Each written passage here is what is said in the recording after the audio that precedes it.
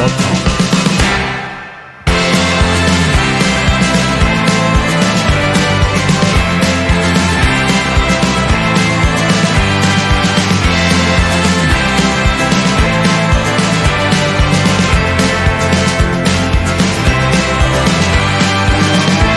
Bensound.com.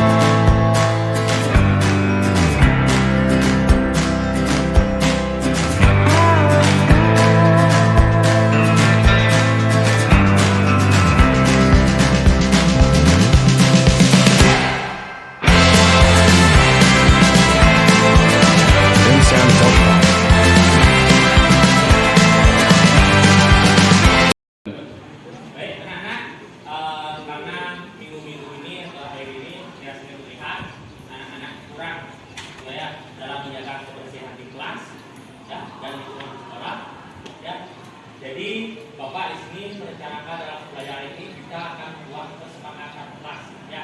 Artinya kesepakatan kelas di sini anak-anak akan menulis segala sesuatu yang anak-anak yakini demi pembelajaran yang efektif, menyenangkan, nyaman dan aman. Ya, jadi segala sesuatu yang anak-anak tulis pada kertas yang telah Bapak bagikan serta, ya, anak-anak langsung tempel di papan. Ya, anak-anak tempel di papan. Setelah ditempel di papan, kita akan bahas secara bersama.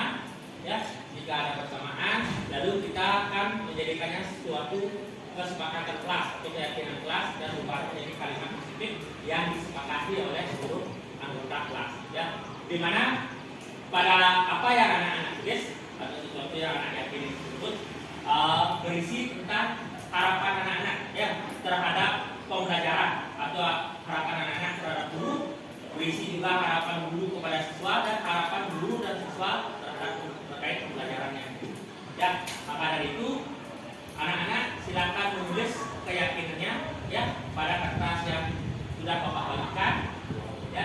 Lalu sudah selesai, baru anak-anak sudah papan, jadi kita lakukan. Jelas anak-anak? Baik anak-anak?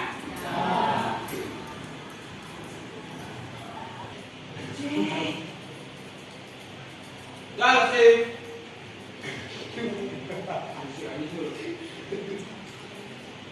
Baik, yang bilang.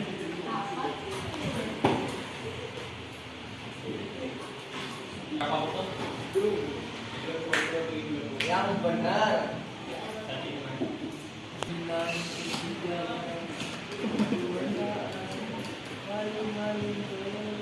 Apakah anak-anak sudah selesai menulis keyakinan untuk kesepakatan kelasnya? Sudah. Kalau sudah, silakan anak-anak tempelkan kesepakatan kelasnya di sini ya. Silakan tempelkan. Tempelkan di sini loh ya. Taksi udah dulu gitu.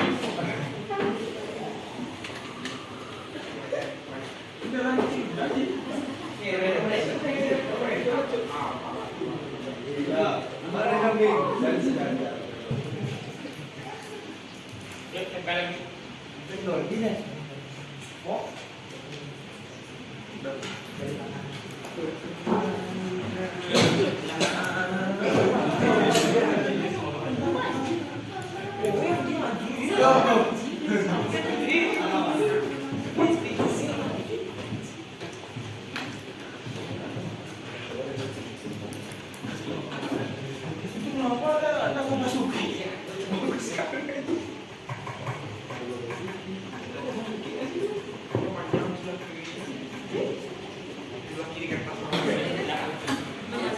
Pasti pengen disorot bapak saya. Skill aku kan langsung bikin otak langsung tuh.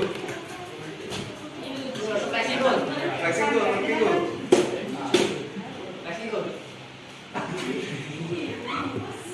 Saya orang anjos kami sih.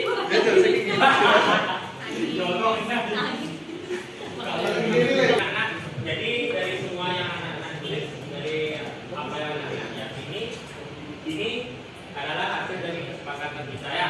Jadi apa yang tertulis di papan, silakan anak-anak jalani karena ini berdasarkan pilihan anak-anak. Semoga anak-anak ada motivasi intrinsik ya dari dalam diri untuk meyakini apa yang telah anak-anak yakini ya. Ya, hanya itu saja yang Bapak sampaikan. Ya, terima kasih atas waktunya. karena kelas itu juga membuat keyakinan kelas. Ya, terima kasih.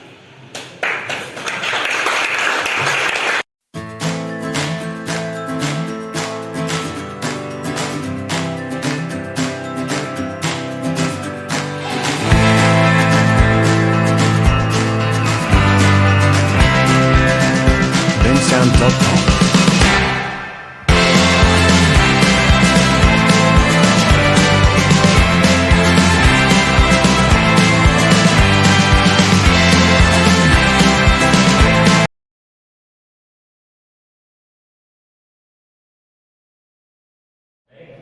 Terima kasih para hadirin, Bapak Ibu guru SMA Negeri Tuaputra yang saya hormati.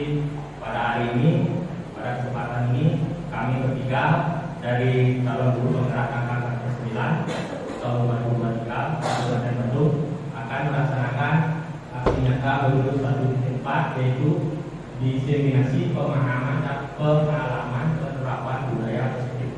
Adapun perkara ini, yang pertama saya atas nama Ibu Rasa Sawiana, lalu ada rekan saya atas nama Bapak Wayan Satya Sandika, dan lagi satu rekan saya atas nama Bapak Kris Sandika. Ya, jadi sebelum saya mulai lebih jauh, izinkan saya untuk mengaturkan dari iman untuk hormat Om Swastiastu. Ya, saya ucapkan terima kasih sekali lagi atas kehadiran Bapak Ibu meluangkan waktunya pada kegiatan ini. Semoga apa yang kami sampaikan, apa yang kami dapatkan dalam pendidikan guru penggerak yang telah berjalan kurang lebih selama 2 bulan ini bisa menjadi masukan bagi Bapak Ibu dalam melaksanakan proses pembelajaran. Ya, jadi seperti itu. Karena hanya saya bermaksud untuk memberi Bapak Ibu saya di sini saya akan berusaha membagikan dan membahaskan apa yang saya dapatkan kurang lebihnya seperti itu. Dan untuk itu langsung saja saya mulai. Di sini ada 3 materi. Materi yang pertama akan disampaikan oleh Bapak Wayan Satya Sandika, lalu Bapak Kris Sandika, baru dilanjutkan ke saya. Dan yang terakhir nanti ada pengalaman praktek budaya positif dari kami. Semoga Bapak Ibu bisa mendengarkan dengan bersama dengan baik. Jika ada yang kurang jelas nanti bisa ditanyakan, kita saling mendengar. Ya, untuk itu waktu dan tempat saya persilakan kepada Bapak Wayan Satya untuk menentukan saja yang kami. Terima kasih.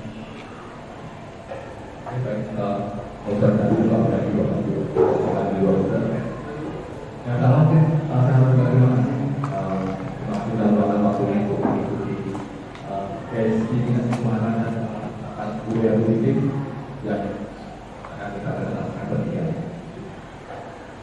Jadi yang pertama saya akan bahas tentang destinasi. Jadi apa sih destinasi itu sebenarnya? Hal yang sangat sederhana sekali yang bagi saya jarang sekali saya mendengar destinasi budaya. Jadi destinasi budaya itu adalah kegiatan kehidupan keluarga tidak berdasar. Ya, jadi kehidupan keluarga tidak berdasar yang akan Bapak Ibu sampaikan nantinya kepada Bapak Ibu sendiri.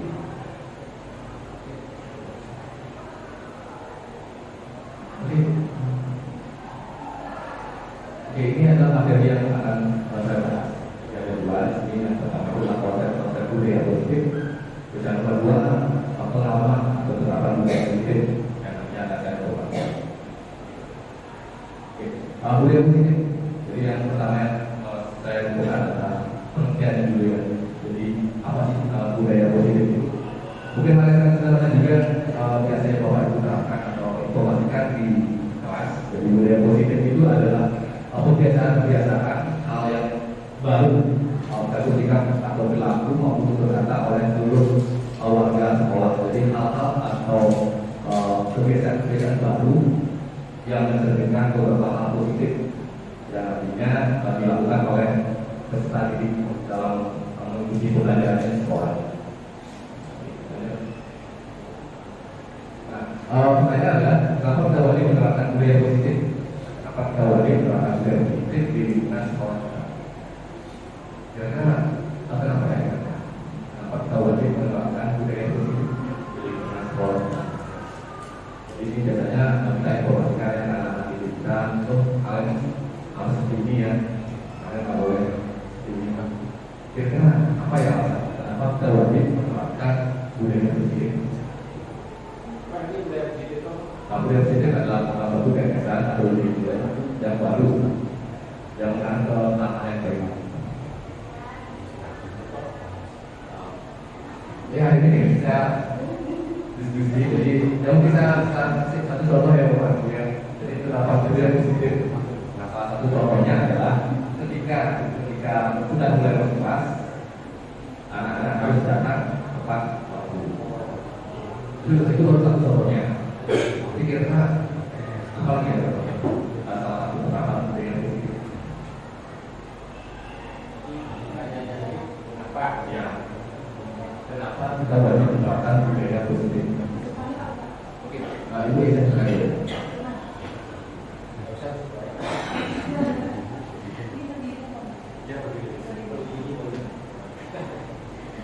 Baik, terima kasih atas kesempatannya. Jadi tadi saya pernah mempertanyakan mengapa kita harus melakukan budaya positif.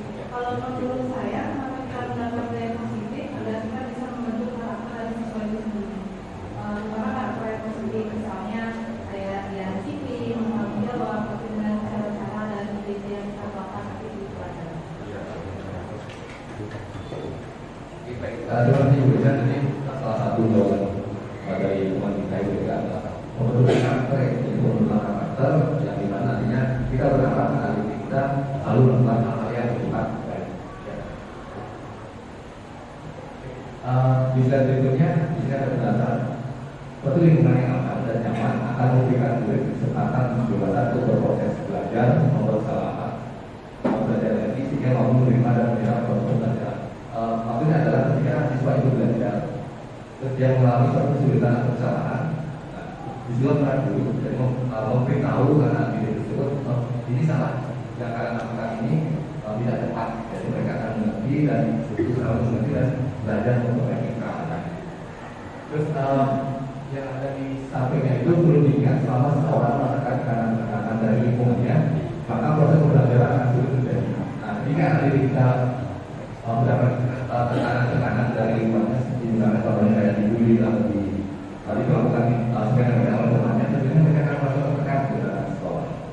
Nah, setelah dulu bagaimana caranya agar anak didik kita itu merasa nyaman dan aman di sekolah. Terus yang di bawahnya itu ada salah satu tanggung jawab kita sebagai pendidik adalah menghilangkan atau mencabut gangguan-gangguan yang terjadi proses pengembangan potensi murid. Jadi anak didik kita ini memiliki potensi yang berbeda-beda tentunya. Jadi di sini juga sebagai orang guru mendiagnosa apa sih kesukaan mereka, karena di setiap pembelajaran tentunya mereka ada yang suka bermain peran kayak contohnya mendengarkan materi atau lebih banyak visualnya dan gambar-gambar. Sebagai guru untuk bisa membedakan mana sih kesukaan dari anak-anak didik itu.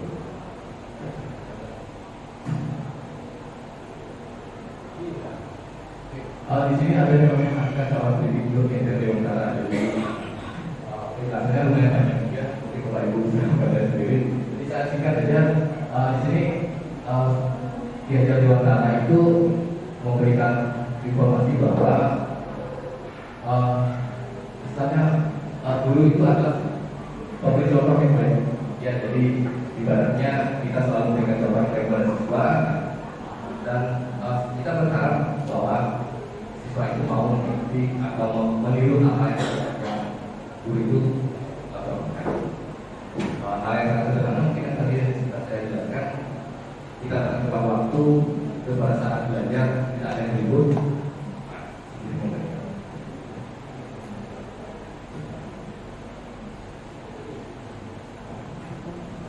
Di sini ada 7 hal mengenai konsep utama budaya positif. Ya, 7 hal.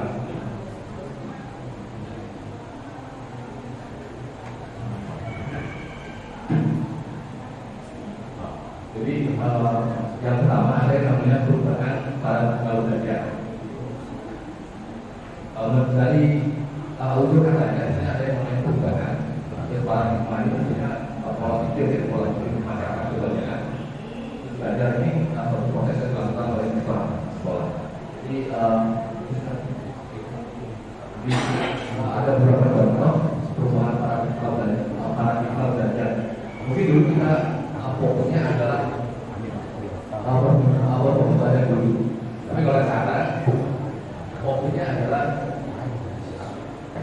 itu berfokus pada statistik. Jadi kita yang ibaratnya menambah pada statistik kita yang mengikuti semua hal ada berlaku yang mereka inginkan. Terutama kalian belajar, terutama para siswa belajar.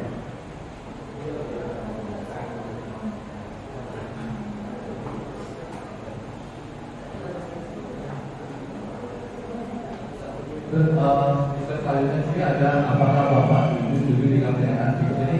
Ini mulai kayak soal diskusi ya. Jadi hukuman dapat mendiskusikan anak. Dari 3 hal tersebut yang ingin saya tanya adalah setuju atau tidak? Ya. Yang pertama ada yang namanya hukuman dapat mendiskusikan anak. Kira-kira apakah ada hukuman mampu mendiskusikan anak? Tidak, alasannya hukuman itu hanya akan membuat anak itu menjadi takut. Terima kasih. Menurut saya, hukuman itu hanya akan membuat anak menjadi takut dan itu biasanya berlaku untuk jangka pendek. Ya, biasanya kalau untuk jangka panjang, anak-anak tidak perlu diberikan hukuman, tetapi diberikan disiplin positif, itu misalnya membuat kesepakatan belajar seperti itu. Jadi anak-anak mendisiplinkan diri dengan kesepakatan belajar, misalnya dalam tepat waktu, jadi anak-anak harus mendapatnya tepat waktu saja. Terima kasih Bu Ayu buat jadi hukuman ini belum tentu hukuman dapat mendisiplinkan anaknya. Jadi hal yang bersifat keras atau harus itu tidak tentu dapat mendisiplinkan anak. Jadi hal-hal yang lain mengenai hukuman dapat mendisiplinkan anak, contohnya adalah keyakinan kelas. Mungkin Bapak Ibu dulu pernah membuat yang namanya keyakinan kelas pada saat belajar pada saat weekend. Dan itu memang harus ditaati. Ya, karena itu adalah kesepakatan bersama yang akan dilakukan oleh guru dan siswa. Mungkin apa misalnya saya ingin tahu dua contoh saja keyakinan kelas yang diberikan Bapak Ibu dulu terangkan di kelas.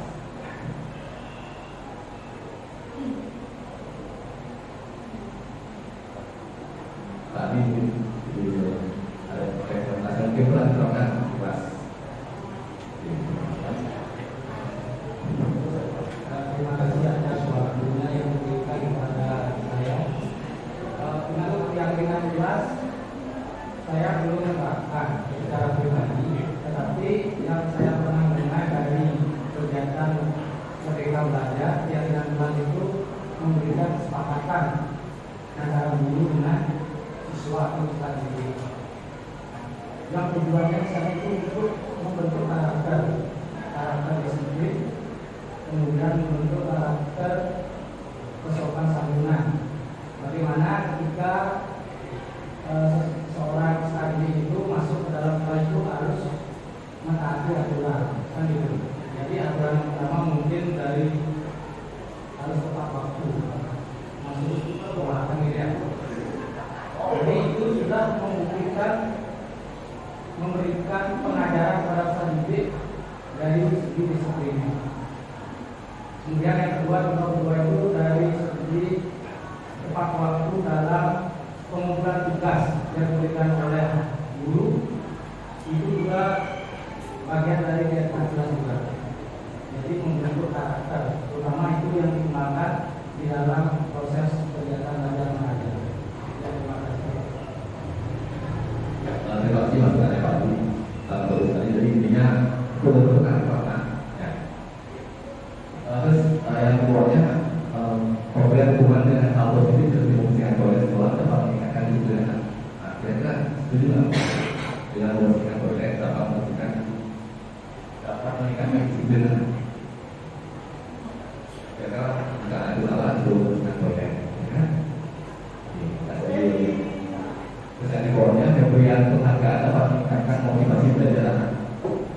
Apakah ketika mereka mendapatkan nilai yang bagus ketika mereka nanti apakah selalu meningkatkan motivasi belajar anak?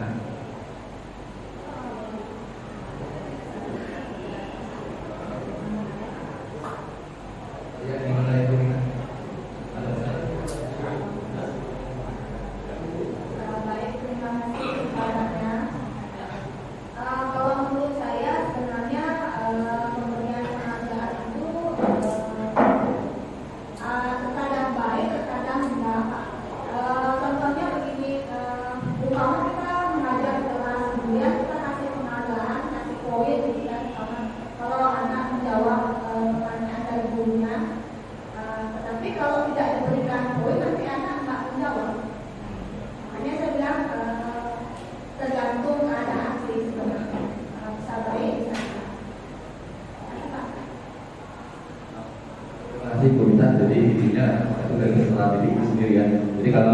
kebiasaan kita selalu memberikan hadiah ketika mereka melakukan hal baik, tentunya tak apa-apa juga. Jadi ada, oh kalau saya nggak lakukan ini, nanti saya akan kasih hadiah, kan jadi orang pengen.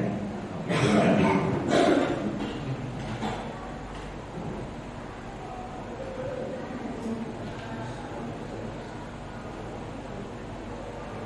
Teori kontrol, jadi ada beberapa teori kontrol yang diterapkan. Jadi yang pertama itu ada yang namanya ilusi guru mengontrol murid, terus kedua ilusi bahwa semua kekuatan positif efektif dan bermanfaat. Yang ketiga ada yang namanya ilusi bahwa ketika membuat orang merasa bersalah dapat menguatkan karakter. Terus yang terakhir ilusi bahwa orang dewasa memiliki hak untuk memaksa. Jadi untuk penjelasan pertama itu ilusi guru mengontrol murid, jadi maksudnya adalah pada dasarnya kita tidak dapat memaksa murid. Ya, pada dasarnya kita tidak bisa memaksa murid untuk berbuat sesuatu perilaku menuju tujuan bahkan terhadap yang tidak disukai. Terus yang kedua itu ilusi bahwa semua kekuatan positif efektif dan bermanfaat. Jadi maksudnya adalah murid tersebut menjadi tergantung pada pendapatan guru usaha. Terus yang ketiga ilusi bahwa kita membuat orang merasa bersalah dapat membuatkan karakter. Di sini maksudnya adalah mengontrol murid menuju pada orientasi gagal. Mereka belajar untuk merasa dulu tentang diri mereka serta mengembangkan dialog diri yang negatif. Terus yang keempat ilusi bahwa orang dewasa memiliki hak untuk memaksa. Ini maksudnya adalah perilaku memaksa tidak akan efektif untuk jangka panjang.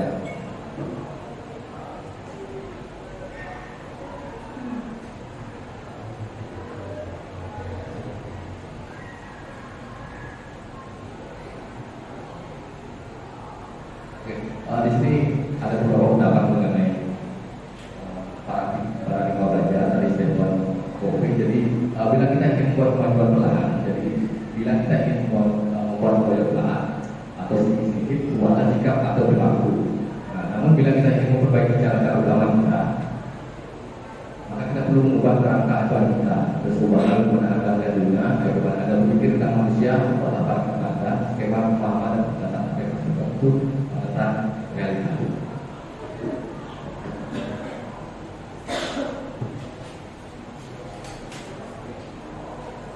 Ini ada beberapa label. Jadi yang pertama itu stimulus respon dan teori kontrol. Yang pertama realita bahwa bukan kita sama. Kontrolnya realita sebenarnya kita berbeda. Jadi kebetulan setiap manusia itu berbeda-beda. Terus yang kedua ada yang semua orang melihat hal yang sama. Nah, teori kontrolnya adalah setiap orang melihat gambaran yang berbeda-beda. Artinya pemahaman orang tentang satu hal pasti berbeda-beda. Terus yang selanjutnya kita mencoba mengubah agar orang berpandangan sama dengan kita. Kontrol, kita berusaha memahami pandangan orang lain tentang dunia. Kita yang memahami orang bukan orang yang selalu memahami kita. Terus selanjutnya mengaku buruk pilihan sebagai suatu kesalahan. Jadi semua mengaku individual. Terus orang lain bisa mengontrol saya. Teori kontrolnya ada. Hanya Anda yang bisa mengontrol diri Anda. Jadi hanya Anda sendiri yang bisa mengontrol diri Anda sendiri. Terus di bawahnya ada yang bisa mengontrol orang lain. Anda tidak bisa mengontrol orang lain. Terus pemaksaan ada pada saat kedudukan gagal. Terus kolaborasi dan konsensus menciptakan pilihan-pilihan baru. Terus bawahnya ada yang namanya model berpikir tenang atau salah. Teori kontrolnya adalah model berpikir selalu menang.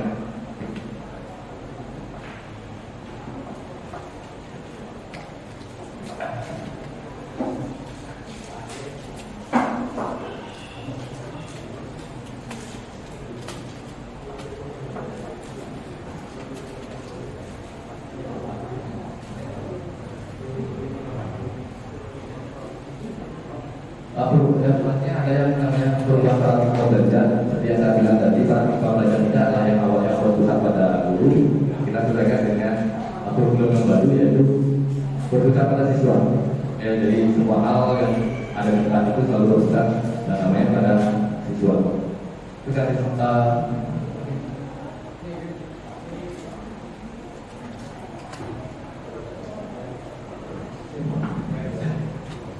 di sini ada yang namanya disiplin positif. Jadi ada yang kedua ya, ada disiplin positif. Pengertian dari disiplin positif yang tadi budaya positif itu adalah suatu pendekatan untuk menerapkan disiplin dalam diri anak tanpa hukuman. Jadi jika mereka melakukan salah, tidak selamanya anak itu harus dihukum. Kita punya cara tertentu untuk melatih mental mereka.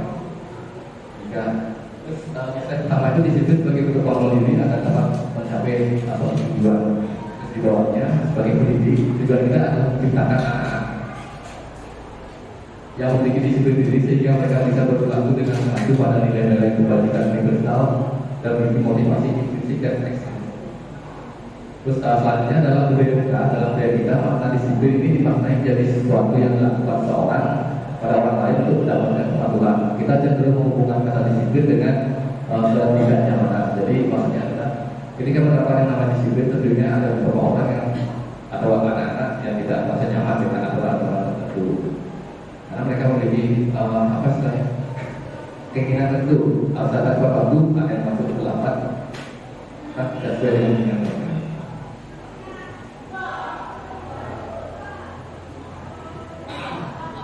Selanjutnya ada yang namanya masa disiplin dengan identitas gagal, karena ada hukuman. Terus selanjutnya ada yang namanya penghargaan, dan contoh dari hukuman itu menyakitkan. Jadi dalam pemikiran kebanyakan orang, hukuman itu adalah menyakitkan, tidak nyaman. Murid takut, memaksa murid menyembunyikan kesalahan, dan murid menjadi rendah diri akibat adanya hukuman. Yang mana murid menjadi rendah diri ketika kita melakukan ketika kita memikir tersebut kamu salah di hadapan teman-temannya. Jadi tergantung mental orang. Jadi beberapa siswa jika kita memikir mereka kesalahannya, mereka akan menjadi rendah diri. Sebelahnya penghargaan tidak efektif, merusak hubungan, mematikan kreativitas, menghukum dengan sistem ranking, merampas hak menghargai dirinya. Itu dari konsep disiplin dengan identitas gagal. Ini yang konsep slide terakhir yang akan saya jelaskan. Ini konsep disiplin dengan identitas gagal. Jadi hal-hal yang berkaitan dengan hal-hal yang baik, model seperti ini. Ada yang namanya konsekuensi, restitusi. Konsekuensi yang pertama itu kekuatan jangka pendek. Terus yang kedua perlu monitoring keberlanjutan. Ada yang namanya stimulus respon. Terus yang nomor 4 murid menghormati peraturan. Nomor 5 hilang waktu tidak seseorang dari timeout penanganan. Terus yang terakhir ada yang namanya restitusi. Nah di sini nomor pertama murid bertanggung jawab atas perilakunya. Terus yang nomor 2 fokus pada penyelesaian masalah jangka panjang. Terus nomor 3 murid memahami dunia dan orang lain. Yang nomor 4 ada yang namanya teori kontrol. Terus yang 5 murid bersemangat memperbaiki kesalahannya. Saatnya istirahat. Dari dua pemahaman itu yang pertama ada yang namanya perubahan paradigma belajar dan disiplin positif. Terima kasih Bapak Ibu sudah mendengarkan dengan baik. Bukan bersama tapi terima kasih lagi sekali. Mungkin ke materi selanjutnya dilanjutkan oleh Pak Tri Swastika. Pak Tri Swastika.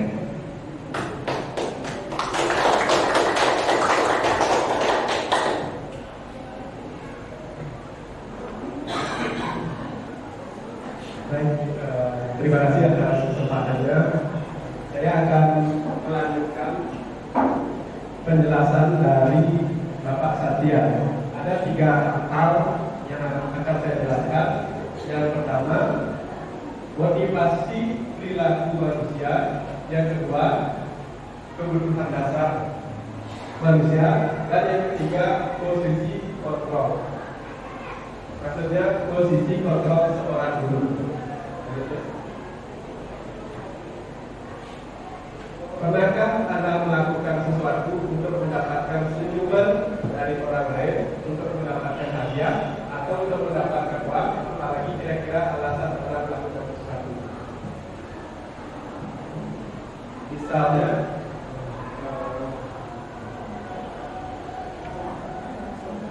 misalnya guru kita untuk mendapatkan senyuman dari suami, apa yang guru kita bisa lakukan? Yang Memasak yang enak, 1, 2, melayani suami dengan baik. Ya, ini terutama waktu pas mau gajian. Betul begitu Pak Sukadi. Nah, terima kasih Ibu kita. Ternyata apa yang disampaikan oleh guru kita itu ada teorinya, ada motivasi yang dilakukan oleh guru kita untuk mendapatkan sesuatu yang diinginkannya.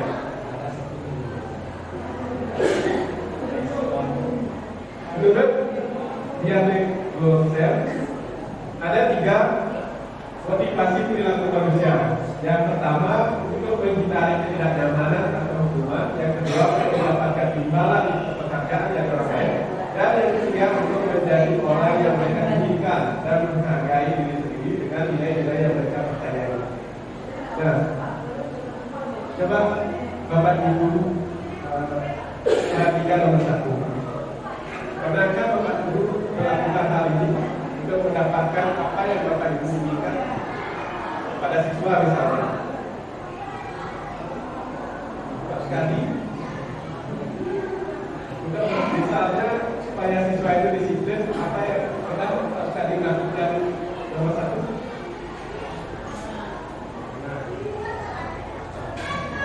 Ya, terkadang saya juga sebagai guru pernah mengancam siswa atau akan menghukum siswa jika dia tidak menuruti apa yang saya perintahkan. Nah, itu berkaitan dengan ketidaknyamanan atau hukuman yang kita gunakan untuk mendapatkan perilaku dari kita. Kemudian yang kedua, untuk mendapatkan imbalan atau penghargaan dari orang lain. Nah, misalnya kalau siswa kita menjawab dengan benar, pasti bertanya, dapat nilai Pak? Nah, itu artinya siswa tersebut ingin mendapatkan imbalan atau penghargaan dari orang lain. Nah, itu pasti ada efek buruknya. Apa kira-kira efek buruknya? Ya, pasti.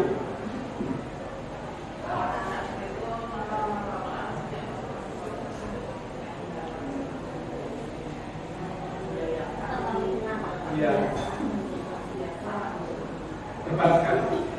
Jadi jika kita tidak memberikan imbalan, siswa tersebut tidak akan berusaha maksimal dari tugas yang kita berikan. Ada lagi yang lebih parah. Apa kira-kira efeknya? Kemungkinan siswa tersebut akan frustasi. Kenapa? Karena siswa tersebut sudah berusaha dengan maksimal dan kita lihat pekerjaannya tidak bagus, kita berikan nilai standar, pasti siswa tersebut akan protes, dia itu akan frustasi, meluapkan kecewaannya.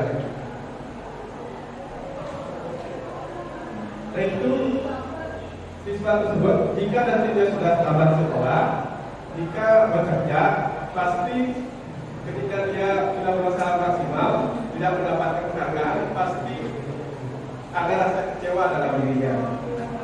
Nah, yang nomor 3, ini yang paling buat saya paling bagus, untuk menjadi orang yang ingin menghargai diri sendiri dengan nilai-nilai yang mereka percayai. Nah, ya, menurut saya wajar jika kita memiliki motivasi eksternal, tetapi ada kadarnya. Misalnya motivasi eksternal itu 20% dan motivasi internal itu 80%. Itu misalnya. Misalnya ketika siswa mengerjakan sesuatu karena memang dia ingin benar-benar belajar tanpa mempedulikan nilai yang dia dapat. Nah, itu sudah berarti nilai siswa tersebut sudah memiliki nilai-nilai yang bagus dalam dirinya. Dia sudah memiliki mindset berkembang. Karena apa? Karena dia bisa memotivasi dirinya sendiri. Nah, itu 3 motivasi perilaku manusia.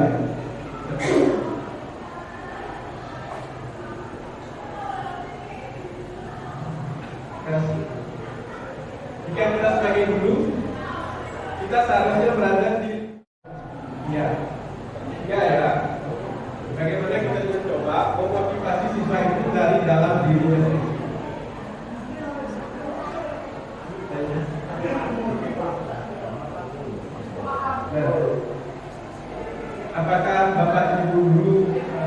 familiar dengan 5 kebutuhan dasar manusia? Ini saya adaptasi dari hierarki kebutuhan yang dirumuskan oleh Maslow. Pak Adi, coba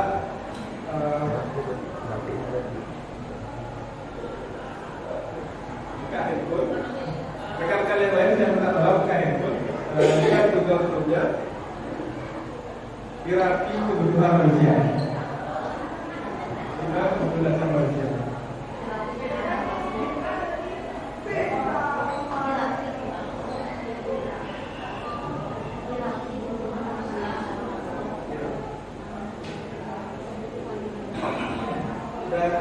Sudah mendapatkan fotonya? Ya, Bapak Ibu, silakan cermati gambar hierarki kebutuhan manusia. Karena menurut saya ini yang paling tidak tepat. Yang paling Bapak apa?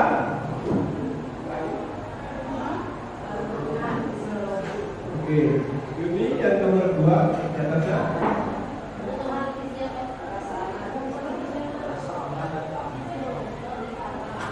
Ya, Bu Eja. Ya. Kebutuhan ekonomi hierarki saya. Ya. Tadi? Ini. Benar. Ya.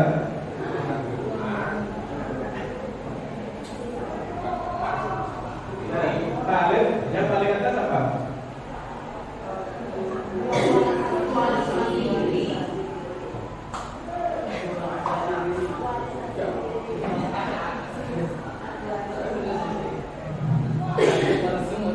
Nah, menurut Bapak Ibu, saya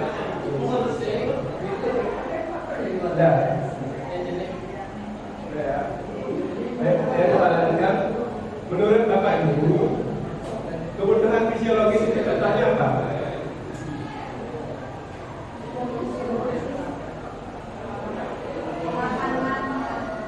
Makanan, minuman, tanah, apa, dan lain sebagainya.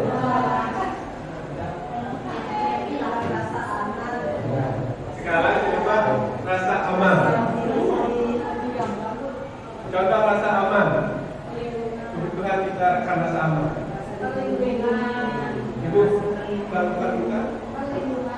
Perlindungan. Contoh perlindungan dalam hal ini oleh keluarga. Lagi? Pasangan. Nah, kasih sayang. Alif? Alif, contoh kasih sayang.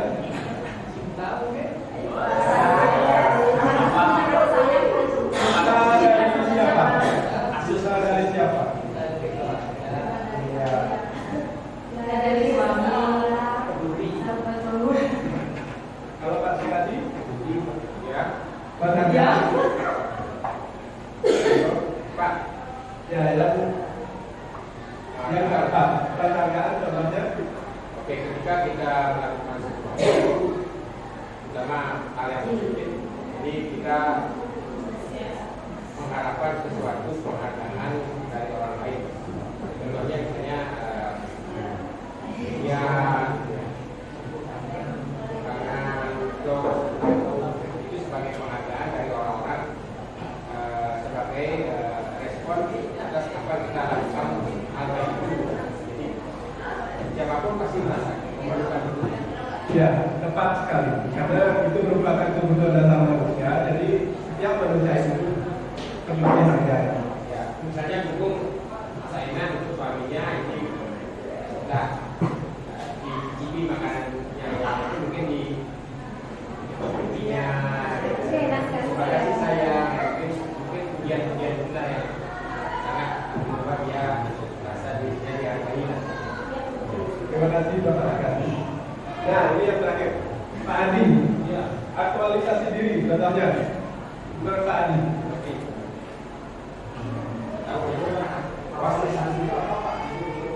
Mengembangkan diri.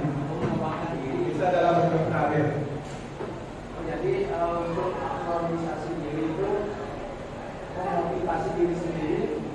sekolah. Salah satunya itu adalah mengembangkan karakter disiplin, kemudian selalu belajar akan pengetahuan gitu.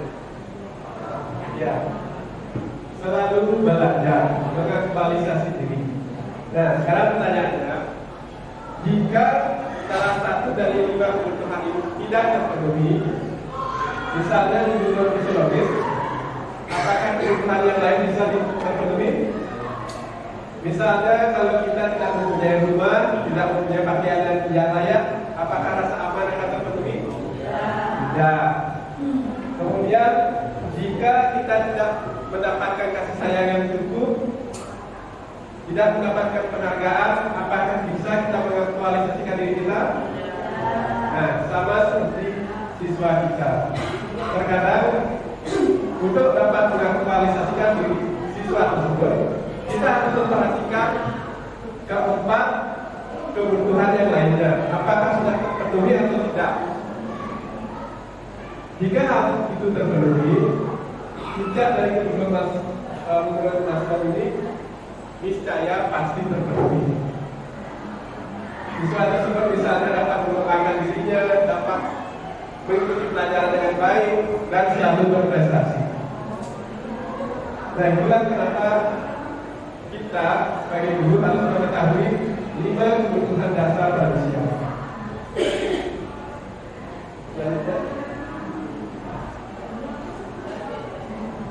Nah, selanjutnya untuk membahas materi ini, saya coba sebuah kasus. Kasusnya bisa Bapak Ibu lihat di depan.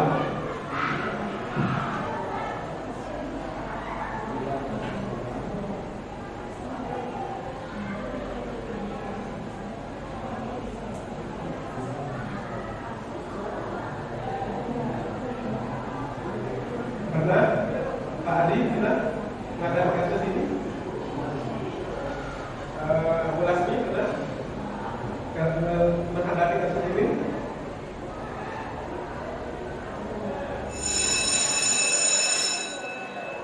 Oke, kalau kita coba sekarang kasus yang familiar di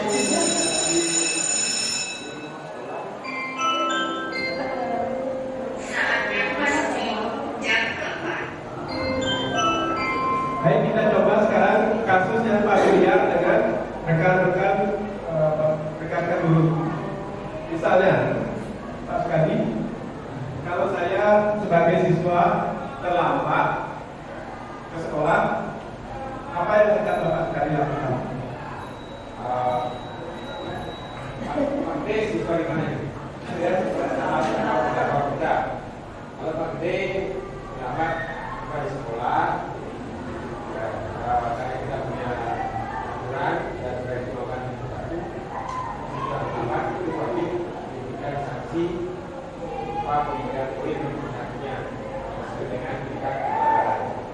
Jadi Pak Gede harus menunjukkan buku yang sudah di sekolah, ya, kemudian dicatat di situ pelanggaran yang tidak berubah. Selanjutnya kalau tidak terlambat kemudian kalau sudah saling jadi 25 atau 20, nanti akan ada perjanjian membuat perjanjian yang diketahui oleh kita.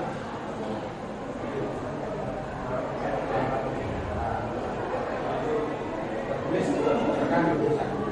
Ada sanksi yang terima kasih Mas Kadi. Ya. Pak Adi, jika saya sebagai siswa tidak berisade pada saat jam sembahyang, apa yang akan Bapak lakukan? Ya, terima kasih Pak Sasmita. Jadi ketika ada siswa yang tidak melakukan kegiatan misalnya pada saat jam misalnya gitu ya. Jadi saya pribadi sebagai seorang pendidik memberikan arahan atau memberikan suatu bayangan kalau kita sebagai umat Hindu wajib melakukan atau melaksanakan yang namanya ujian sambil, karena dengan kita melakukan atau melakukan sebuah doa itu artinya kita sudah mengembangkan karakter diri, mengembangkan karakter disiplin, mengembangkan karakter beriman dan bertakwa kepada Tuhan dan berakhlak mulia. Itu kan harapan dari kurikulum merdeka kan gitu. Jadi saya harapkan untuk siswa itu melakukan kegiatan krisanil, tapi dengan cara memberitahu secara halus, ya, jangan terlalu ditekan memarahi gitu, supaya mentalnya itu tidak berkurang kemudian. Artinya baik-baik kita memberitahu. Terima kasih. Terima kasih Bapak Adi. Bu Eca, jika saya sebagai siswa ibu, saya tidak membawa PR pada saat jam pembelajaran, apa yang akan ibu lakukan pada saya? Baik, terima kasih. Jadi kalau ada siswa saya yang tidak membawa tugas, tentu saya tegur dulu. Saya bilang, saya tanya dulu alasan tidak membawa tugas apa. Jika memang alasannya menurut saya tidak bisa dipertanggungjawabkan, ya saya langsung dulu. Nanti saya beri rekomendasi untuk membawa besok. Terima kasih Bu Yuni. Agung kita, jika saya sebagai siswa ibu, saya memakai sepatu putih ke sekolah, apa yang akan dilakukan pada saya? Karena sesuai buku 1, ya, jadi pasti ada bullying. Kecuali kalau dia ikut olahraga, tapi masih membeli. Ya, coba sedikit. Kalau misalnya sekolah kita itu kan harus ya, pertama itu teguran dulu pasti. Tegur karena ini sudah ada proses yang harus kita lakukan dan sudah mulai di awal. Terima kasih kepada Bu. Ya, jika kita perhatikan apa yang kita lakukan terhadap kesalahan yang siswa lakukan ada erat kaitannya dengan posisi kontrol kita sebagai guru. Ada beberapa posisi kontrol kita sebagai guru. Yang pertama sebagai penghukum, yang kedua pembuat rasa bersalah, yang ketiga sebagai teman, yang keempat sebagai pemantau, dan yang terakhir sebagai manajer. Kalau penghukum, jujur, contoh kasusnya seperti ini. Hei Adi, kenapa kamu tidak bawa PR? Lupa, lari 10 kali lapar basket.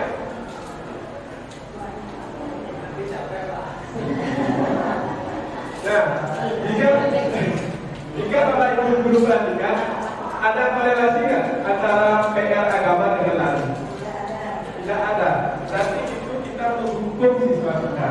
Posisi kita sebagai penghukum.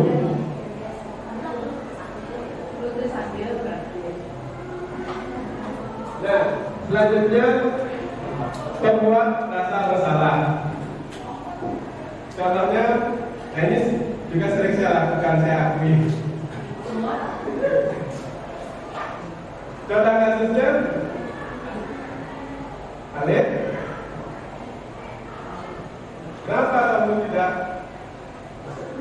ke kelas? Ya Pak, padahal itu pelajaran saya. Ya. Aduh Alif, kamu tidak kasihan kepada Bapak. Nanti kalau Bapak ditegur sama tiket, apa yang akan Bapak laporkan?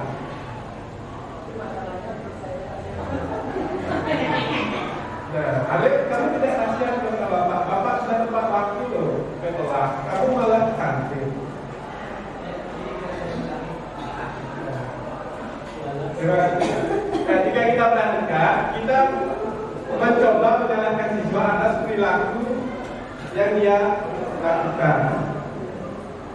Nah itu jika kita mencoba membuat siswa itu merasa bersalah. Nah teman, posisi guru sebagai teman. Nah, jujur ini yang sering saya lakukan. Bukan berarti ini baik ya. Misalnya, Bu Kasiani, kenapa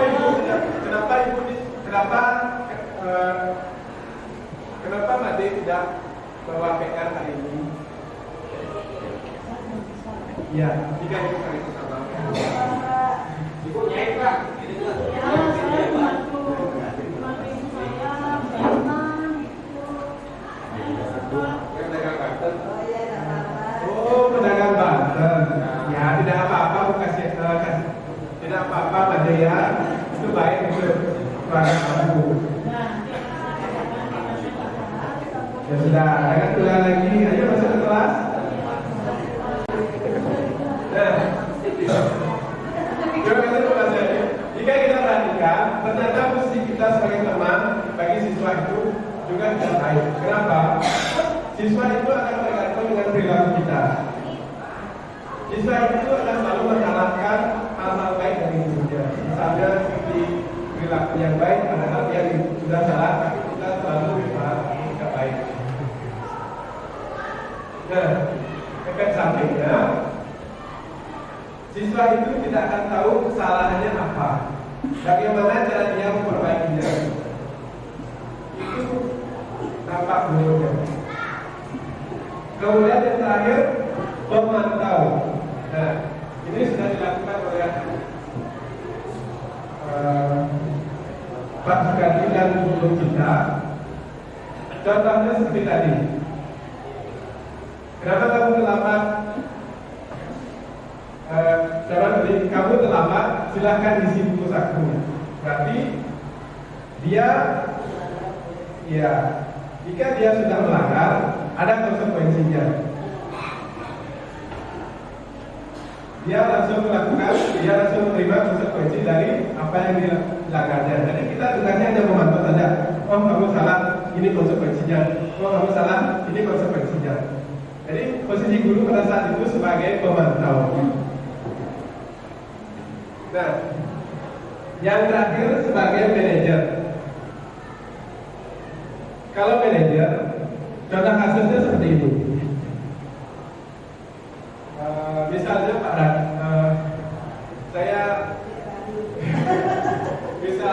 saya anggap Pak Radu sebagai murid.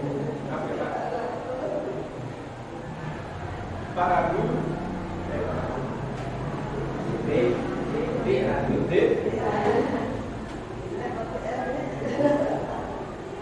Dek, hari ini bisa bicara dengan Bapak sebentar?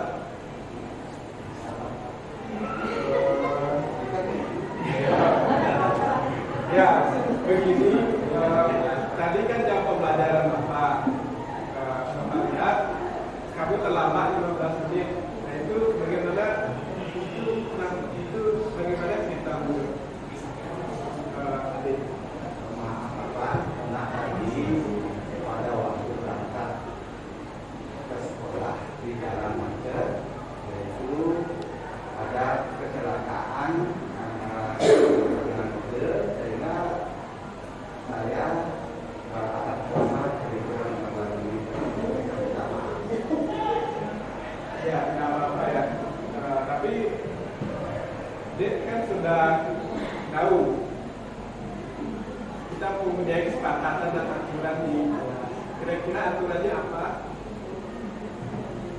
Satu, saya sadari betul bahwa saya terlambat. Satu, memang saya menerima konsekuensi atas kesalahan saya, yaitu saya menerima sanksi yang dibuat oleh sekolah, yaitu barangkali yaitu menyerahkan satu yang saya punya, yaitu mengisi skor yang diberikan sama saya, yaitu untuk keterlambatan. Kalau begitu, nah Radu, Adik punya ide nggak solusi untuk mengatasi masalah tersebut agar tidak terulang? Terima kasih Bapak. Solusi untuk keselamatan saya.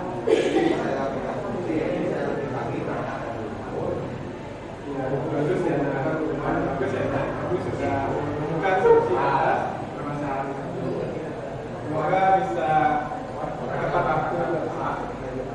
Nah, jika kita perhatikan pada posisi manajer, guru itu mencoba membimbing siswa menyadari kesalahannya.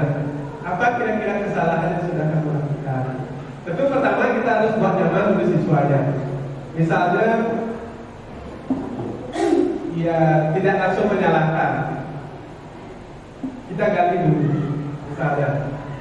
Kemudian jika siswanya sudah merasa nyaman, kita coba cari sekarang apa kendala atau masalah utama penyebab dia melakukan hal itu. Nah, selanjutnya guru akan coba membimbing bagaimana siswa tersebut memecahkan masalahnya. Jadi hasil akhirnya diharapkan siswa tersebut menyadari kesalahan yang dia perbuat dan cara mengatasi masalah tersebut. Nah, itulah bedanya dari beda posisi guru sebagai manajer di antara posisi guru yang lainnya. Baik, demikian materi yang sampaikan. Selanjutnya akan dilanjutkan oleh Pak Lurah.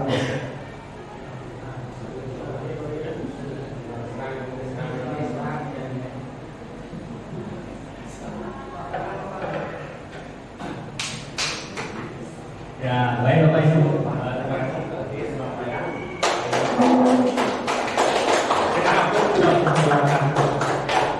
Jadi ini sesi yang terakhir dari saya, yaitu tentang keyakinan kelas dan segitiga restitusi. Sebelum saya mulai, saya ingin bertanya kepada Bapak Ibu, apakah masih semangat mengikuti desiminasi budaya positif ini? Yakin? Ya. Sebelum saya menyampaikan materi, agar kita lebih bersemangat, ya kita lakukan sedikit ya. Jadi petunjuknya, Bapak Ibu hanya perlu melakukan apa yang saya katakan. Berarti yang saya katakan, Bapak Ibu yang Bapak Ibu dengarkan. Oke, ya, lakukan apa yang saya katakan. Bapak Ibu lakukan yang didengarkan dari apa yang saya katakan. Dan yang pertama, angkat tangannya ke depan, Bapak Ibu ke depan, angkat tangan. Lagi satu, dua tangan. Ya, mas tangannya. Ya, kita balik kalau dimas tangannya. Ya, lalu taruh tangan di kedua sisi lengan. Ya, silakan punya tangannya, Bapak Ibu. Ya, bagus sekali.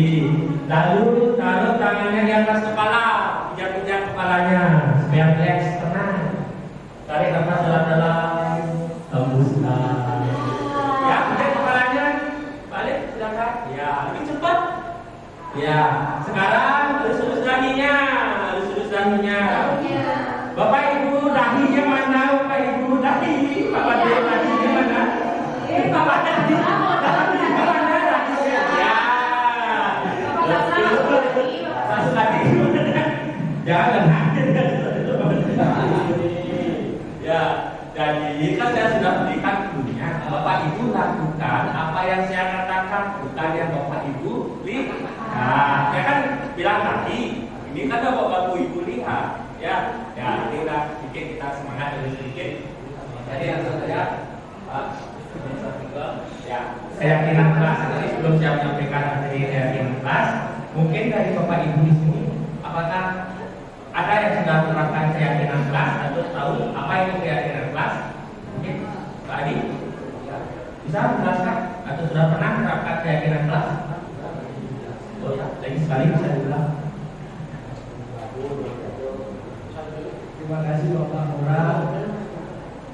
Keyakinan kelas, saya pribadi belum pernah ya membuat kesepakatan atau keyakinan kelas di mata pelajaran yang saya ajar. Jadi kalau keyakinan kelas itu merupakan perjanjian atau kesepakatan antara seorang guru dengan siswa supaya kedepannya menjadi lebih aman sendiri dalam proses pembelajaran itu, yaitu memiliki rasa aman.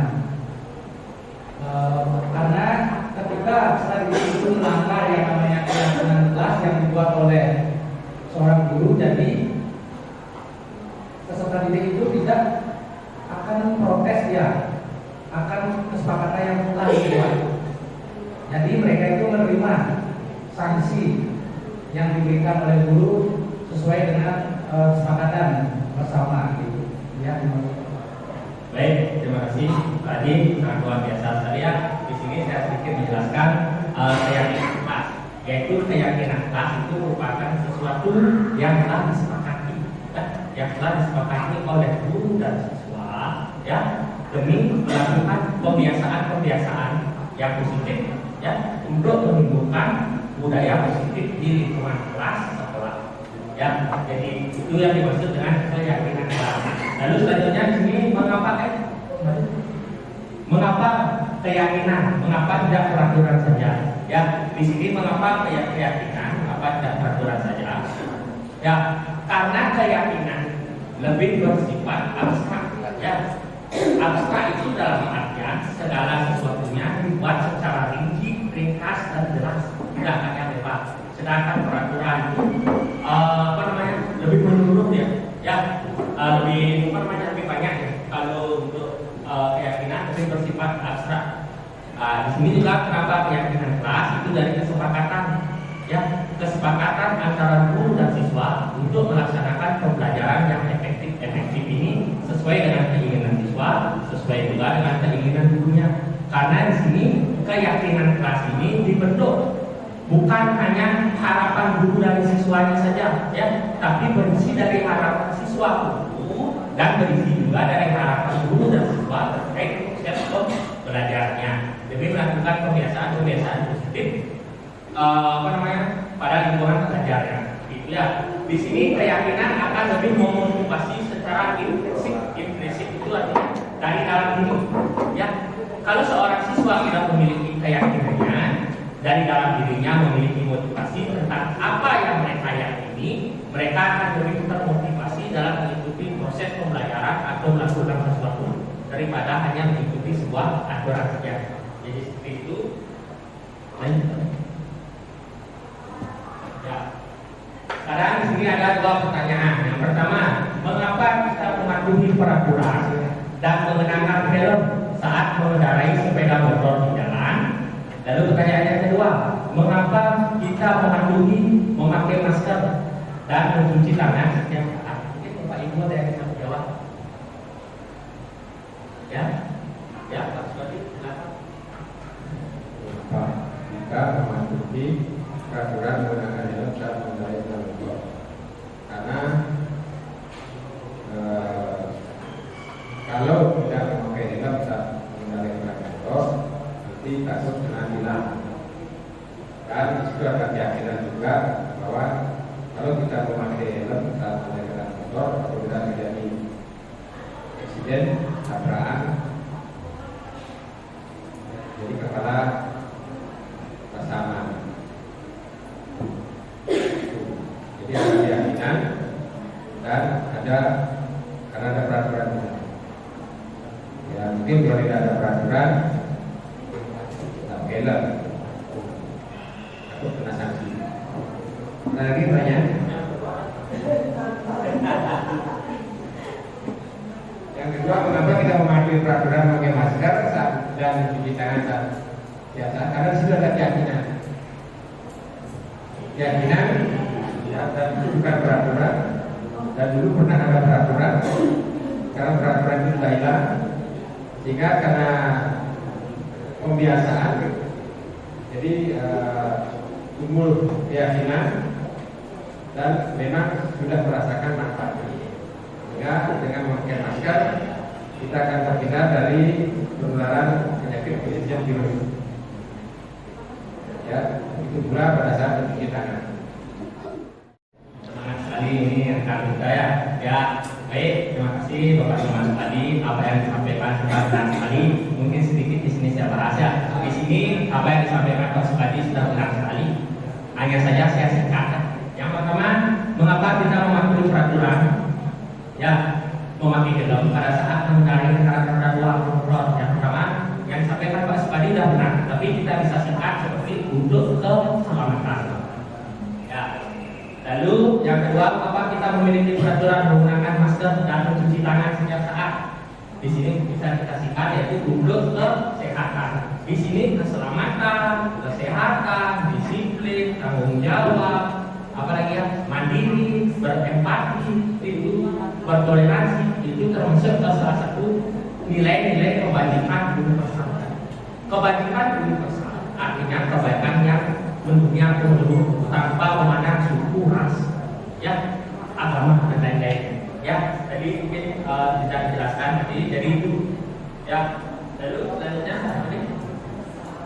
nah, di sini keyakinan keras ini merupakan salah satu dari budaya positif, di mana yang tadi sudah dijelaskan pertama budaya positif ada paradigma apresiatif, ada disiplin positif, ada kebutuhan manusia, ada posisi kontrol, apa aja, ada keyakinan kelas, ya.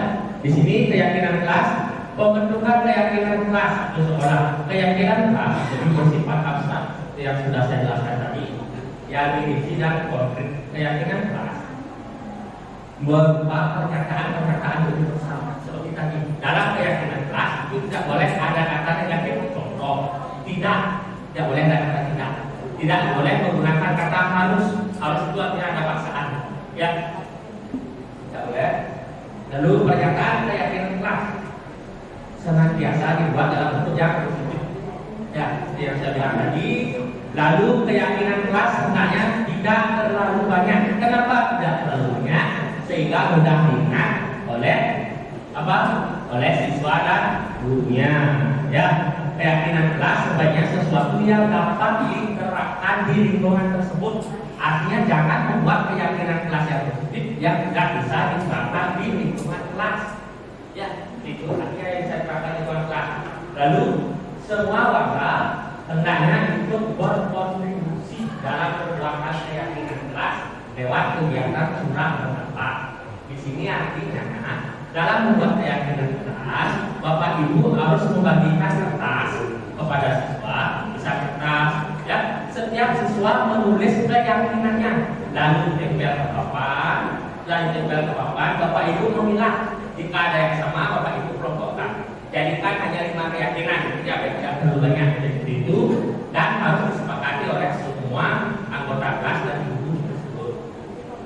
Lalu bersedia meninjau kembali keyakinan kelas dari waktu ke waktu.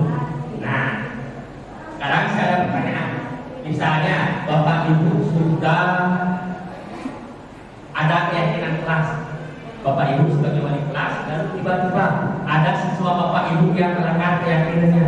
Nah, apa yang Bapak Ibu lakukan jika ada siswa yang melanggar keyakinan kelas? Mungkin ada yang bisa bantu jawab. Bu Ayu juga, ya, silakan. Terima kasih Pak Lurah Sastra. Untuk keyakinan kelas, saya sudah menerapkan di dalam kelas, ya. Anak-anak sudah menulis kesepakatan, misalnya seperti datang tepat waktu, jaga kebersihan kelas, kumpulkan tugas tepat waktu.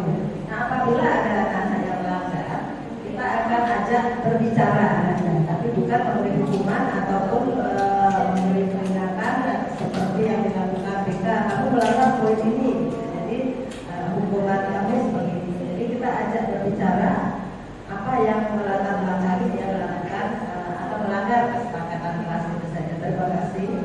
Ya, jadi sudah luar biasa sekali ya apa yang disampaikan oleh Bu Ayu. Di sini saya simpulkan sedikit, diajak berdialog mungkin ya. Jadi apa yang disampaikan sudah benar. Mungkin di sini maksudnya Bu Ayu di sini dilakukan dengan penerapan segitiga restitusi. Apa itu segitiga restitusi? Sebentar akan saya bahas ya. Jadi di sini Bu Ayu mengambil posisi seorang manajer, gitu ya. Ya, luar biasa sekali.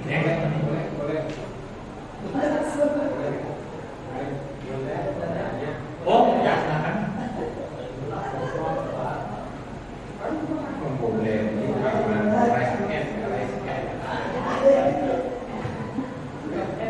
Terkait dengan keyakinan, tadi ada siswa yang melanggar keyakinan. Nah, kalau menurut saya siswa itu sah-sah saja dia keyakinannya berkurang karena itu keyakinan. Keyakinan itu bukan peraturan. Ya sebab seperti dia meyakini ada sesuatu yang biasa, mungkin kalau dia tidak yakin lagi dengan yang biasa, dia yakin dengan ada yang Allah, mungkin dia akan berpindah keyakinan. dan itu hak warga negara dilindungi undang-undang.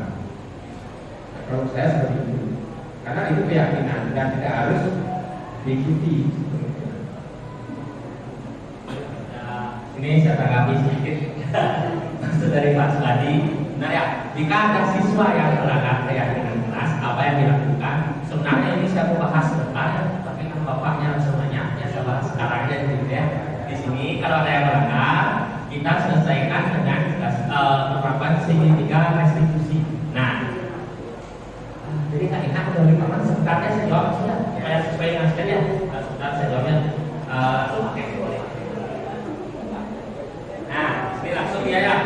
Segitiga restitusi bisa Bapak Ibu lihat di tayangan slide di sini adalah proses menciptakan kondisi bagi murid untuk memperbaiki kesalahan mereka sehingga mereka bisa kembali pada kelompok mereka dengan karakter yang lebih kuat. Ya, di sini juga ada segitiga restitusi adalah suatu proses dialog yang dijalankan oleh guru atau orang tua agar menghasilkan murid yang mandiri dan bertanggung jawab. Jadi ini merupakan pengertian dari segitiga restitusi. Nah, di sini aspek yang dikembangkan dalam segitiga restitusi yaitu seorang guru harus berposisi sebagai manajer. Artinya sebagai manajer itu seorang guru harus mencari solusi permasalahan ya dari yang dialami oleh siswanya. Artinya di sini tidak ada salah, tidak ada kebenaran. Yang ada itu hanya harus sukses. Itu jadinya dalam segitiga restitusinya. Di sini ada motivasi intrinsik dari dalam diri muridnya. Diharapkan setelah menggunakan posisi manajer dalam segitiga restitusi, maka akan mendapatkan nilai-nilai kebajikan. Ada kebiasaan positif juga, ada juga perubahan karakter siswa. Nah, di sini Bapak Ibu bisa lihat tahapan segitiga restitusi. Mungkin sebelumnya Bapak Ibu sudah pernah lihat ya. Di sini yang tahapan pertama itu ada yang paling bawah ya. Di segitiga bagian paling bawah. Di sini ada namanya menstabilkan identitas. Lalu habis menstabilkan identitas, ada validasi tindakan yang salah. Lalu yang terakhir adalah menanyakan keyakinan. Nah, di sini saya akan jawab pertanyaan dari Pak Sladi ya. Sebelum saya jawab, saya menjelaskan sedikit. Di sini menstabilkan identitas. Di sini menstabilkan identitas artinya seorang guru harus juga berada dalam posisi siswanya. Jadi apa yang Bapak Ibu bisa ucapkan dalam diri siswa? Sebentar saya kasih contoh slide videonya. Tapi di sini saya menjelaskan. Contoh, kalau murid ada salah, yang pertama jangan langsung menyalahkan dia. Itu misalnya kalau dalam teori ini, artinya kita di sana bertanya, misalnya Pak Adi misalnya, Pak Adi ada bermasalah kasus mengganggu temannya yang sedang belajar, misalnya seperti itu. Lalu siapa panggil lagi? Saya bertanya, Adi, tadi Bapak dengar dari laporan buku kamu ada masalah ya dengan Alif misalnya seperti itu. Iya Pak, kan dijawab itu oleh Adi. Ya. Lalu apa yang kamu lakukan Adi? Saya jawab tanya seperti itu. Lalu Adi menjawab misalnya, saya mengganggu Alif itu Pak. Saat saya diganggu oleh Alif Pak. Jadi saat saya sedang belajar. Lalu apa yang kamu lakukan? Saya terpaksa marah-marah dan tidak terkontrol. Saya menggerak meja. Waduh. Ya, jadi seorang guru akan bertanya seperti itu. Lalu gurunya menjawab. Ya, waduh. Untuk kamu tidak berbuat yang lebih parah dari dia. Jadi guru akan bilang setiap orang juga pernah berbuat salah. Ya, setiap orang pernah berbuat salah. Berbuat salah itu manusiawi. Jadi, ya, saya pun sebagai guru pernah melakukan kesalahan. Jadi itu namanya menstabilkan identitas. Kita bilang diri kita juga pernah berbuat salah supaya dia juga tidak merasa kesalahan. Di sana tahap menstabilkan identitas yaitu ada kata yang bahwa setiap orang pernah melakukan kesalahan. Yang kedua, kamu bukan satu-satunya yang pernah membuat kesalahan. Ya, jadi di sini guru tidak boleh sebagai membuat siswa bersalah. Gitu. Setelah itu, masuklah kita ke validasi tindakan yang salah. Lalu di sini pertanyaannya, adakah cara yang lebih efektif untuk mendapatkan kebutuhan kamu? Ya, di sini mungkin Alif ada 5 kebutuhan dasar manusia, yaitu kesenangan, penguasaan, bertahan hidup, cinta dan kasih sayang, dan yang satu kebebasan. Mungkin di sini Pak Alif dia butuh kebebasan, ya makanya dia melakukan itu kepada Adi. Jadi seperti itu. Jadi dalam kasus restitusi ini kita harus memenangkan keduanya. Jadi seperti itu, tidak ada salah, tidak ada benar, tapi yang dalamnya sukses dan berubah. Jadi seperti itu.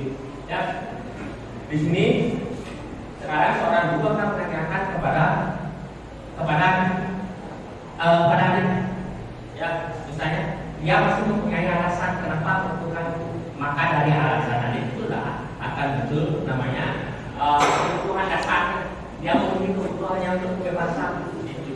Ya, lalu akan dilanjutkan ke tahap menanyakan keyakinan nilainya. Di sini seperti pertanyaan Pak Subadi, keyakinan keras dibuat dari seluruh anggota kelas dan sudah disepakati.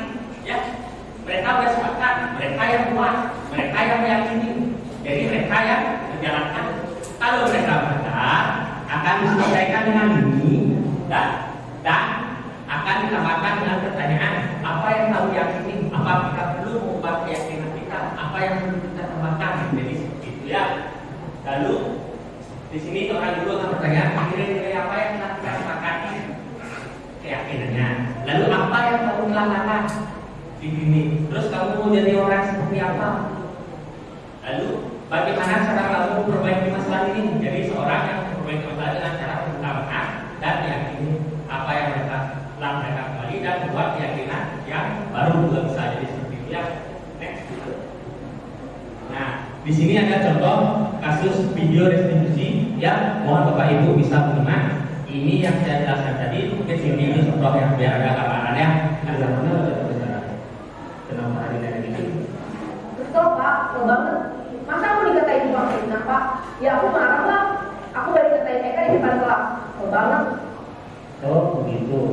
Ya pasti kamu marah dan kesal. Bapak juga akan marah apabila ada yang menuduh Bapak seperti itu. Kemudian pada saat itu kamu melakukan apa? Ya saya langsung ngatain Eka lah Pak. Betul banget. Saya bentak-bentak dia di depan teman-teman lain. Oh begitu. Pasti kamu melakukan seperti itu karena suatu alasan tertentu kan? Iyalah, saya diam aja Pak. Ya saya bela diri lah. Maksud saya dituduh tukang fitnah. Ya wajarlah. Mempertahankan harga diri itu sesuatu yang penting buat kamu. Untung kamu tidak bertindak lebih gagal lagi, hanya membentak-bentak. Iya Pak. Untung saya masih bersabar dan hanya membentak saja. Sudah gemes padahal saya pasti bela diri lah. Ya pasti ya. Tapi kamu memilih untuk tetap bertahan dan bersabar. Kamu memilih untuk tidak berbuat lebih parah lagi kan? Nah, sekarang coba kita lihat lagi tindakan kamu yang bentak-bentak Eka di kelas. Tindakan kamu itu kira-kira sesuai dengan keyakinan kelas atau prinsip kamu tidak? Enggak Pak. Capek Pak jadi marah. Jadi keyakinan atau prinsip mana yang sesuai dengan keinginan kamu? Ya, saya sebenarnya sangat menghargai orang lain. Mungkin saat itu saya menjadi emosi, jadi tidak menyimpan sikap itu. Kamu meyakini tidak? Menghargai orang lain itu penting buat kamu? Yakinlah Pak. Iya, setuju.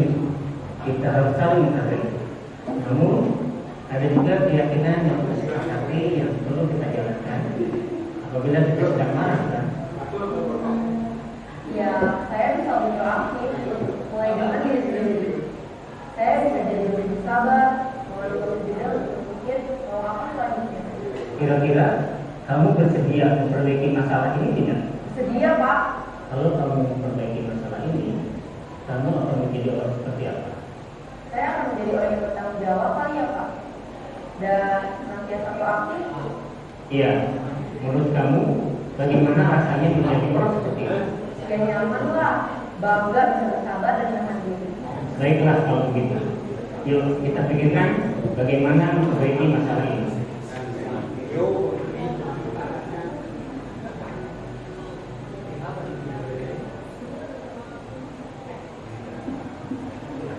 Ya, demikian demonstrasi contoh dari penerapan segitiga restitusi.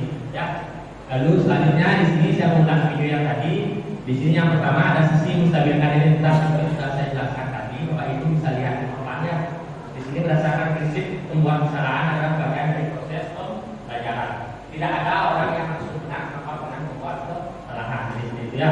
Berperan menggeser identitas murid dari identitas gagal ke identitas sukses. Contoh, kalau orang murid merasa bersalah, dia merasakan dirinya gagal. Ya, tapi kalau kita memperbaiki identitasnya, kalau berbuat salah itu menggunakan bahasa wajar, mau orang merasa salah, dia perasaan gagal. Jadi ya, identitas sukses. Yang ketiga yang mengkritik murid yang sedang mengalami identitas gagal.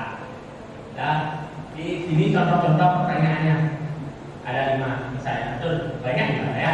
Di sini membuat kesalahan wajar, tidak ada yang guna, kita bisa memperbaiki masalah ini. Saya tidak menanyakan kesalahan, tapi fokus memperbaiki masalah ini, ya. Lalu selanjutnya next ada validasi tindakan yang salah.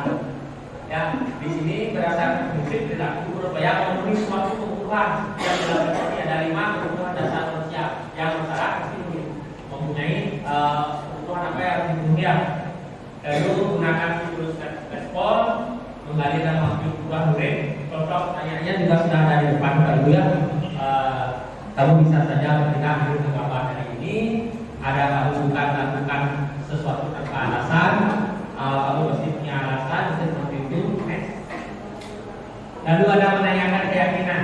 Ya, di sini sebagai warga kelas apa yang saya yakini, tanyakan keyakinan yang telah disepakati kembali, apakah perlu diubah atau hanya perlu dilaksanakan kembali.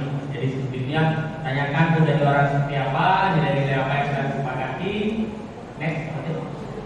Nah, di sini ada hal-hal yang perlu diperhatikan dalam pendidikan institusi. Yang pertama, perilaku yang salah perlu dikaitkan dengan nilai-nilai atau keyakinan yang telah disepakati.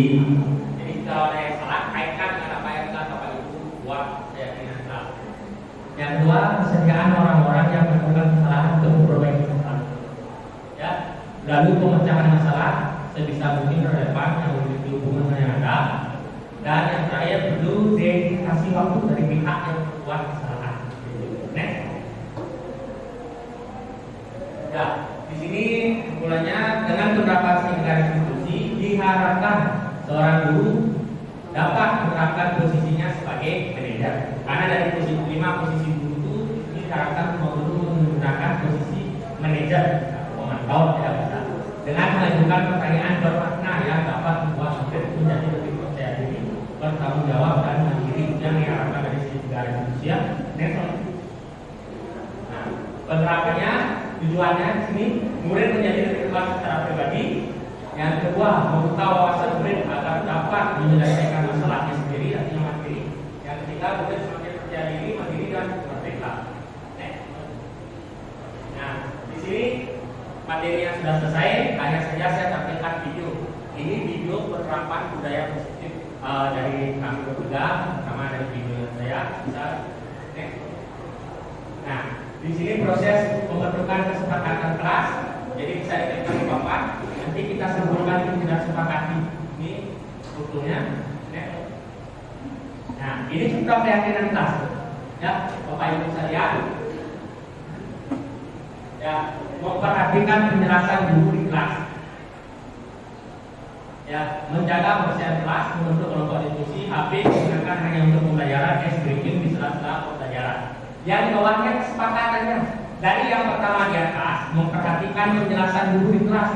Berarti nilai kebalikannya apa? Disiplin. Ya. Kalau yang kedua menjaga kebersihan kelas, bersih. Ya. Membentuk kelompok diskusi interaktif. Ya. Itu saya. Nah, di sini praktek penerapan segitiga institusi ini dari video yang telah saya buat pada tugas demonstrasi pada sekolah. Oke, Bapak Ibu bisa simak. Barangkali ada 2 menit saja.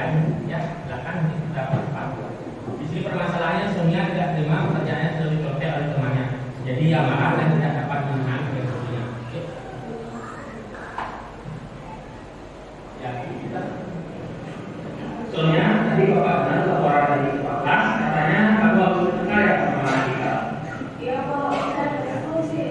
Kenapa? Kan selesai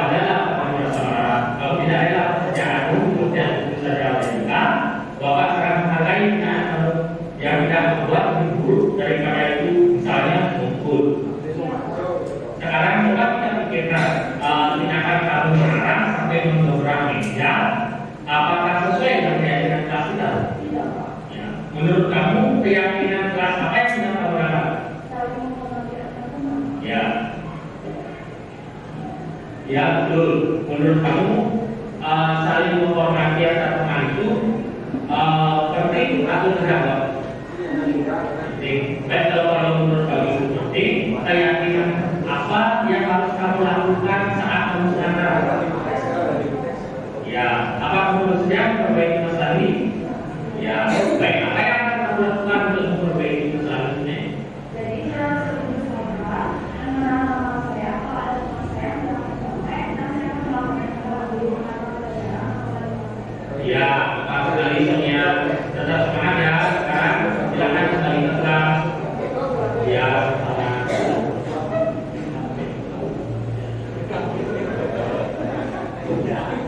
ya, demikian yang pernah saya terangkan. Ya, ini tanggapan dari peserta didiknya. Perkenalkan nama saya Nicole Fendi, kelas 6 SMA Negeri 2. Saya telah menangani belajar ini dengan membuka untuk mendapat mengendalikan diri dari orang saya. Dalam tujuan dari teman-teman saya harus bisa menginformasi dan langsung mengaji sama terima kasih.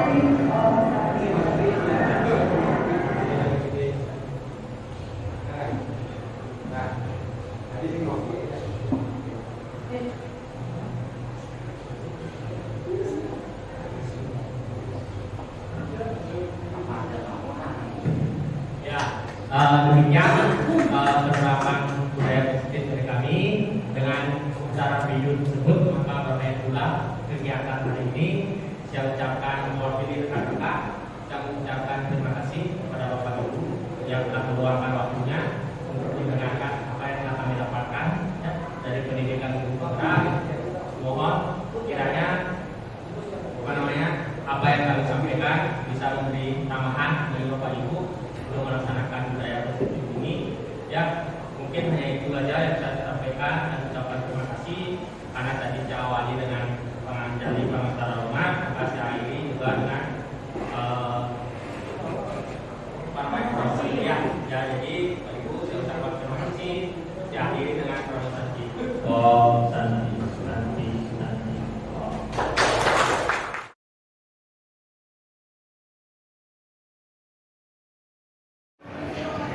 Swastiastu. Perkenalkan, nama saya Yunika Ferayuni, selaku teman sejawat dari Bapak I Gusti Ngurah Sastrawiatnyana, CGP Angkatan 9 Kabupaten Badung. Di sini saya sangat mendukung aksi nyata yang telah dilakukan Bapak Ngurah, di mana telah menerapkan budaya positif seperti disiplin positif, positif kontrol, posisi kontrol, lalu keyakinan kelas dan segitiga institusi, sehingga menumbuhkan iklim sekolah yang lebih baik lagi. Terima kasih. Om Santi.